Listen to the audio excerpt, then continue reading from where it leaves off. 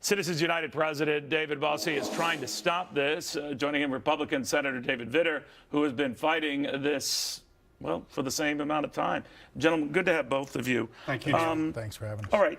Senator, Vitter, one of the things that come up with this argument is it's just more of a cosmetic type issue.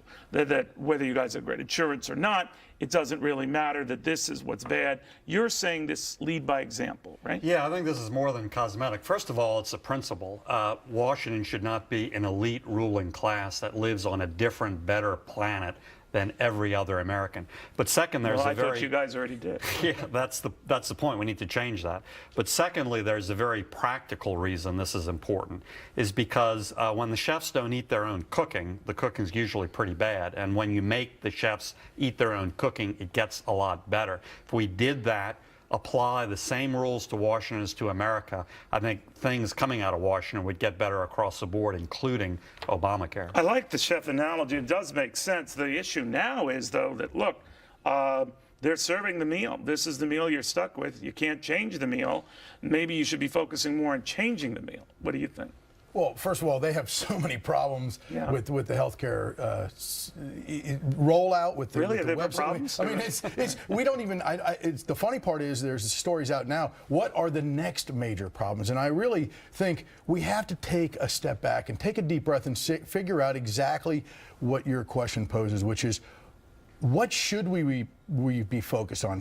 Should we be focusing solely on this issue? No. We need to be looking at the grander picture. But when why do you guys run into opposition from colleagues or those that say, well, it does make sense. If we're going to foist this on people, we should foist it on ourselves? Well, because they don't want to live in this train wreck, because they have their self-interest and their pocketbook at issue. But again, Neil, I think this can be a powerful force for change in terms of bringing the reforms, the change for all of Obamacare, if Washington is living through. So when Kathleen Sebelius says, you know, it's easier said than done, her switching to this, did she lie? Oh, well, I think there's been so many lies. Hers just pales in comparison to the president's lies.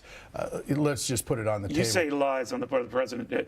Do you don't buy the argument that he just wasn't into this? He wasn't jazzed by this? He had to get this So you passed. think he knew? So the Gillibrand thing where after the fact that she knew this, that was... Anybody, there's nobody believing that. That's completely accurate. What do you make of that? That now they're saying, oh, we knew all along. Yeah, Neil, on those canceled plans, that is not a glitch. That is not a website problem. That's not a mistake. That's at the core of the Obamacare statute. Did any of you guys discuss amongst yourselves, even though when you heard the Democrats saying this won't cost anything, of course you were warning, as were you, about this, but that I didn't remember too many Democrats saying, oh, no, you're going to have to pay for this, and you can't get something for nothing. But it was definitely part of the debate. There was a lot of debate on the floor. Many of us made the point. You couldn't miss the fact that if you have to cover 30 million uninsured Americans, lift lifetime caps and all that it's going to cost. It might be all great goals, but it's going to cost. Absolutely. So how do they reverse that? And in the law, there were clearly these minimum standards that a lot of policies that exist now were below. So all of those, from the very beginning, were going to get canceled. But in the meantime, you want to